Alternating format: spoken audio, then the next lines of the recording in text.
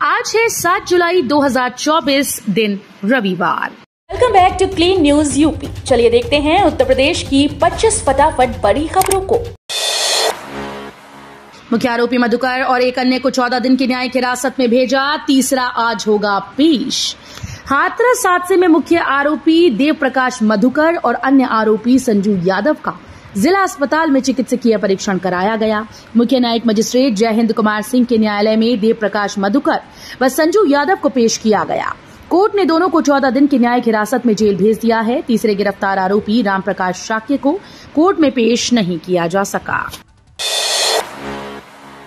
न्यायिक जांच आयोग ने घटनास्थल का लिया जायजा, 2 महीने में सौंपेगा अपनी रिपोर्ट। 2 जुलाई को हाथरस जनपद में सिकंदरा राउत के फुलरई मुगलगढ़ी में साकार हरि बाबा के सत्संग उपरांत हुए हादसे की जांच के लिए न्यायिक जांच आयोग की टीम 12 बजे के लगभग हाथरस की पुलिस लाइन पहुंची। न्यायिक जांच आयोग की टीम में इलाहाबाद हाईकोर्ट के रिटायर्ड न्यायाधीश ब्रजेश कुमार श्रीवास्तव और पूर्व आईएएस हेमंत राव और पूर्व आईपीएस भवेश कुमार सिंह हैं। अब सीसीयू से करें एमफार्मा स्पेशलाइजेशन कोर्स, जल्द शुरू होने वाली है प्रवेश प्रक्रिया। पश्चिमी उत्तर प्रदेश से ताल्लुक रखने वाले जो भी युवा एमफार्मा स्पेशलाइजेशन कोर्स करना चाहते हैं लेकिन प्राइवेट संस्थान में महंगी फीस के कारण अध्ययन नहीं कर पा रहे, ऐसे सभी युवाओं के लिए अच्छी खबर है। चौधरी चरण सिंह विश्वविद्यालय परिसर में संचालित चरक स्कूल ऑफ फार्मेसी से एमफार्मा कोर्स का अध्ययन कर पाएंगे। बरेली से पीलीभीत मैलानी होते हुए चलाई जाएंगी 6 ट्रेन। बरेली से पीलीभीत मैलानी सीतापुर होते हुए नई रेल लाइन हाल ही में शुरू की गई है। अब अलग अलग तारीखों में इस रेल लाइन से 6 ट्रेन का संचालन किया जाएगा। बनमखी आनंद विहार बनमखी एक्सप्रेस को 21 जुलाई से 4 अगस्त तक इस रूट से चलाया जाएगा। लखनऊ विश्वविद्यालय में छात्र अब कभी भी दे सकेंगे बैक पेपर परीक्षा। लखनऊ विश्वविद्यालय में अब कभी भी बैक पेपर परीक्षा दे सकेंगे। छात्रों को विषम या सम सेमेस्टर परीक्षा का इंतजार नहीं करना होगा। इस संबंध में रूपरेखा तय कर ली गई है। प्रश्न बैंक भी लगभग बन गया है। आगामी सत्र से इसे लागू करने की तैयारी है। डिब्रूगढ़ नई दिल्ली राजधानी को गोरखपुर के रास्ते चलाने की तैयारी, रेलवे बोर्ड ने मांगी रिपोर्ट। गोरखपुर को जल्दी राजधानी एक्सप्रेस की सौगात मिलने जा रही है। रेलवे बोर्ड ने डिब्रूगढ़ से छपरा बलिया होकर नई दिल्ली जाने वाली राजधानी एक्सप्रेस को गोरखपुर के रास्ते चलाने की तैयारी शुरू कर दी। बोर्ड ने एनईआर, एनआर और एनएफ रेलवे को पत्र लिखकर इस संबंध में तत्काल रिपोर्ट देने को कहा। रेलवे बोर्ड की इस कवायद के बाद वर्षों से गोरखपुर से राजधानी एक्सप्रेस चलाने की मांग पूरी होने जा रही है। उपचुनाव के लिए बसपा ने शुरू की तैयारियां। उत्तर प्रदेश में खिसकते जनाधार को लेकर चिंतित बहुजन समाज पार्टी विधानसभा उपचुनाव के सहारे ये संदेश देना चाहती है कि उनका आधार वोट बैंक आज भी उसके पास है और उसकी दलित समाज के बीच में वही पुरानी हैसियत है। इसलिए सभी 10 सीटों पर उपचुनाव लड़ने की तैयारियां शुरू कर दी गई। मंडलवार कोऑर्डिनेटर्स से प्रत्याशियों के नामों का पैनल मांगने के साथ ही गांव चलो अभियान शुरू करने का निर्देश दिया गया है। हाथरस हादसे में छोटी मोटी गिरफ्तारियां, स्वयं में एक षड्यंत्र। समाजवादी पार्टी के राष्ट्रीय अध्यक्ष अखिलेश यादव ने कहा कि उत्तर प्रदेश शासन प्रशासन हाथरस हादसे में छोटी मोटी गिरफ्तारियां दिखाकर सैकड़ों लोगों की मौत से अपनी जिम्मेदारी का पल्ला झाड़ना चाहता है। ये गिरफ्तारियां स्वयं में एक षड्यंत्र हैं। इन गिरफ्तारियों की न्यायिक जांच होनी चाहिए जिससे उत्तर प्रदेश की भाजपा सरकार का खेल जनता के सामने लाया जा सके। अखिलेश यादव ने शनिवार को सोशल मीडिया प्लेटफॉर्म एक्स पर कहा कि इस तरह के आयोजन में हुई शासनिक प्रशासनिक विफलता से किसी ने कोई सबक नहीं लिया। देवरिया में डीएम के खिलाफ वकीलों की महापंचायत का ऐलान। यूपी के देवरिया में जिलाधिकारी अखंड प्रताप सिंह और सिविल कोर्ट बार एसोसिएशन के अध्यक्ष सिंहासन गिरी के बीच हुई नोकझोंक के बाद शुरू हुई वकीलों की हड़ताल शनिवार को 18वें दिन भी जारी रही। जिलाधिकारी के तबादले की मांग पर अड़े वकीलों ने अब अधिवक्ताओं की 18 जुलाई को महापंचायत बुलाने का ऐलान किया। सीएम योगी ने बांध ओवरब्रिज का लिया जायजा। जनता दर्शन में 250 लोगों की सुनी फरियाद। शनिवार को सुबह गोरखनाथ मंदिर में जनता दर्शन में मुख्यमंत्री योगी आदित्यनाथ ने करीब 250 लोगों से मुलाकात की। मंदिर परिसर के महंत दिग्विजयनाथ स्मृति भवन सभागार में कुर्सियों पर बैठाए गए लोगों तक सीएम खुद गए और एक एक कर उनकी समस्याओं को सुना। सबको आश्वस्त किया कि किसी को भी चिंता करने की आवश्यकता नहीं है, सबकी समस्या का समाधान हर हाल में किया जाएगा। यूपी के गांव में लगने वाला है ये टैक्स, पंचायतों पर होगी जिम्मेदारी। जल जीवन मिशन ग्रामीण के तहत उत्तर प्रदेश के गांव में हर घर नल से जल योजना के तहत दिए जा रहे पानी के कनेक्शन पर वाटर टैक्स ग्राम पंचायतें ग्रामीणों से वसूलेंगी। इस बाबत ग्राम पंचायत से अनुबंध करवाए जा रहे हैं। अनुबंध के मुताबिक गांव में उक्त योजना के तहत बनवाई गई पानी की टंकी की देखभाल और उसके पंप के संचालन के लिए ऑपरेटर ग्राम पंचायतें तैनात करेंगी।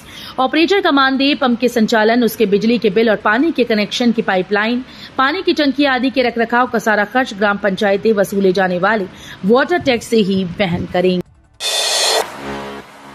यूपी में होटल बनाने की नई गाइडलाइन जारी, 20 कमरों तक के लिए न्यूनतम क्षेत्रफल की बाध्यता खत्म।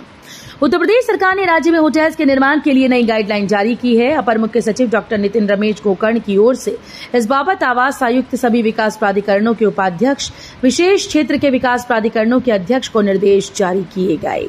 इन निर्देशों में कहा गया कि होटल में कमरों की कम से कम संख्या होगी। 6 से 20 कमरों के होटल के लिए भवन निर्माण व विकास उपविधि की अपेक्षाओं का अनुपालन करने की स्थिति में न्यूनतम क्षेत्रफल की बाध्यता नहीं होगी। राम जन्मभूमि परिसर में स्थापित होंगी 25 मूर्तियां। राम जन्मभूमि परिसर में 25 मूर्तियां स्थापित की जाएंगी। ये निर्णय राम मंदिर समिति की बैठक में हुआ। परिसर में गोस्वामी तुलसीदास व भगवान कूर्म नारायण के भी मंदिर बनाए जाने पर सहमति बनी। इसके अलावा परकोटा में 6 मंदिर, राम दरबार व सप्त मंडपम में 7 मंदिरों की स्थापना की जाएगी। इन सभी पर काम शुरू हो चुका है। बिल्डिंग बनाने के नियमों में बड़ा बदलाव। नोएडा में रहने वाले लोगों के लिए जरूरी खबर है, जिसका असर नोएडा के हर निवासी की जिंदगी पर पड़ सकता है। अब बहुमंजिला आवासीय इमारतों की ऊंचाई कम होगी। नोएडा प्राधिकरण ने भारतीय मानक ब्यूरो की ओर से तैयार बिल्डिंग बायलॉज 2023 का अध्ययन कर पुराने बिल्डिंग बायलॉज को संशोधित करने का निर्णय लिया है।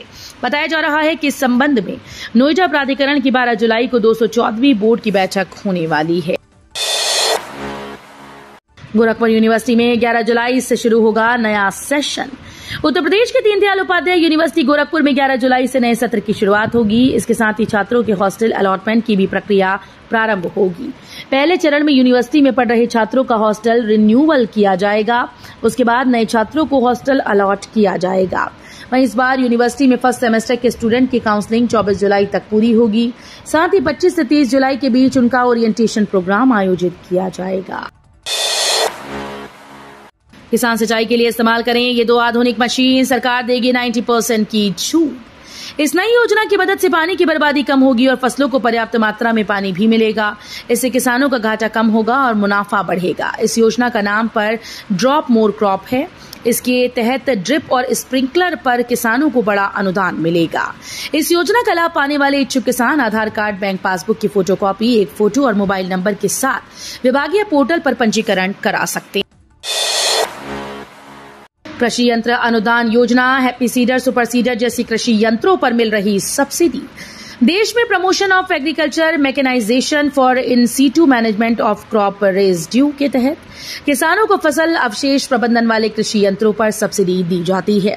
इस केंद्रीय क्षेत्र की योजना के अंतर्गत राज्य सरकारें अपने स्तर पर लक्ष्य जारी कर सभी किसानों को अनुदानित दरों पर यंत्रों की खरीदारी करने का मौका देती हैं। ऐसे में अब उत्तर प्रदेश के किसानों के पास फसल अवशेष के प्रबंधन में उपयोगी विभिन्न कृषि यंत्रों पर बम्पर सब्सिडी पाने का सुनहरा मौका। यूपी के राशन कार्ड धारकों के लिए अहम खबर, आप भी जल्दी से करा लें ये काम। राशन कार्ड धारकों की केवाईसी में मुरादाबाद प्रदेश में टॉप 10 जिलों में शामिल है। पहले स्थान पर जौनपुर जिला है तो बागपत सबसे निचले पायदान पर है। प्रदेश में औसतन 10% ई केवाईसी ही हो सकी। मुरादाबाद में अभी तक 15% राशन कार्डों की ई केवाईसी पूरी कर ली गई। अब और तेजी से ई केवाईसी पूरी करने पर जोर दिया गया है। प्रदेश सरकार राशन कार्ड में शामिल प्रत्येक यूनिट की ई केवाईसी करवा रही है। इसमें मुरादाबाद की स्थिति 75 जिलों में बेहतर है। मुरादाबाद में 15% ई केवाईसी की जा चुकी है।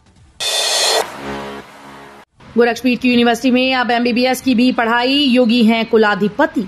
चिकित्सा और चिकित्सा क्षेत्र के उत्तर प्रदेश के नाम एक और उपलब्धि जुड़ गई। गोरखपुर में निजी क्षेत्र के पहले विश्वविद्यालय महायोगी गोरखनाथ विश्वविद्यालय आरोग्य धाम के मेडिकल कॉलेज को नेशनल मेडिकल काउंसिल से एमबीबीएस पाठ्यक्रम की मान्यता मिल गई है। इसी सत्र से यहां नीट काउंसलिंग के जरिए एमबीबीएस कोर्स में दाखिले और पढ़ाई शुरू हो जाएगी। यह विश्वविद्यालय गोरखपीठ के महाराणा प्रताप शिक्षा परिषद की ओर से संचालित है। अलीगढ़ पलवल हाईवे पर खैर जट्टारी बाईपास को मिली मंजूरी। अलीगढ़ पलवल हाईवे पर बहुप्रतीक्षित खैर जट्टारी बाईपास बनने का रास्ता साफ हो गया है। दोनों बाईपास बनने से इस हाईवे पर सफर करने वालों को खैर और जट्टारी में मिलने वाले जाम से राहत मिलेगी। नेशनल हाईवे अथॉरिटी ने बाईपास का डीपीआर तैयार कर उसे मंजूरी के लिए शासन को भेजा, जिसे हरी झंडी मिल गई है। भूमि अधिग्रहण और सड़क निर्माण के लिए धनराशि जारी कर दी गई। हो जाएं सावधान, यूपी में इन 2 दिनों तक होगी भारी बारिश। देश भर में इन दिनों भारी बारिश का दौर चल रहा है। लगभग सभी राज्यों में बारिश से मौसम सुहावना बना है। मॉनसून ने भी इस साल 6 दिन पहले ही पूरे देश को कवर कर लिया। साथ ही मौसम वैज्ञानिकों ने जुलाई में अच्छी बारिश होने की संभावना जताई। मौसम विभाग ने बताया कि उत्तर पश्चिम भारत और पश्चिमी हिस्सों में अगले 2 से 3 दिनों तक भारी से बहुत भारी बारिश होने वाली है, जबकि पूर्वोत्तर राज्यों में अगले 5 दिनों तक भारी बरसात का अलर्ट है। अब किसानों को ये काम करना होगा अनिवार्य, वरना नहीं मिलेगा किसान सम्मान निधि का लाभ। किसानों के कल्याण के लिए भारत सरकार कई योजनाएं चला रही है। इन सुविधाओं का लाभ उठाने के लिए अब भारत सरकार ने एक ऐप लॉन्च किया, जिसमें अलग अलग गांव के किसानों की जानकारी कृषि विभाग के द्वारा इस ऐप में अपलोड करनी होगी। इस एग्री स्टैक योजना के तहत सभी किसानों की फार्मर रजिस्ट्री करनी होगी। यूपी में 5 सीएमओ के तबादले, बहराइच सहित इन जिलों के अधिकारी बदले। उत्तर प्रदेश में 5 जिलों के मुख्य चिकित्सा अधिकारियों के तबादले हुए। रामेश्वर मिश्रा बदायूं के सीएमओ नियुक्त किए गए। वहीं रजत चौरसिया सिद्धार्थनगर के सीएमओ बनाए गए। संजय कुमार को बहराइच का सीएमओ बनाया गया। इसी तरह से अमित कुमार को शामली का सीएमओ नियुक्त किया गया। डॉक्टर राजीव नयन को फतेहपुर का सीएमओ नियुक्त किया गया है। फैजाबाद के सांसद अवधेश का दावा, अयोध्या की मिल्कीपुर विधानसभा सीट भी जीतेंगे। फैजाबाद लोकसभा सीट से सपा सांसद अवधेश प्रसाद ने कहा कि हम उपचुनाव के लिए तैयार हैं। समाजवादी पार्टी मिल्कीपुर विधानसभा सीट पर ऐतिहासिक जीत दर्ज करेगी। उन्होंने कहा कि सपा का कार्यकर्ता लगातार काम करता रहता है। हम चुनाव के लिए तैयार हैं। जो भी मिल्कीपुर सीट से लड़ेगा उसे मेरा पूरा समर्थन है। पहाड़ों पर हो रही बारिश का पूर्वांचल की नदियों पर असर। काशी में हर घंटे 10 मिलीमीटर बढ़ रहा गंगा का जलस्तर। पहाड़ों पर हो रही बारिश के असर अब मैदानी इलाकों में नजर आने लगा है। गंगा के जलस्तर में भी अब तेजी से बढ़ाव शुरू हो गया।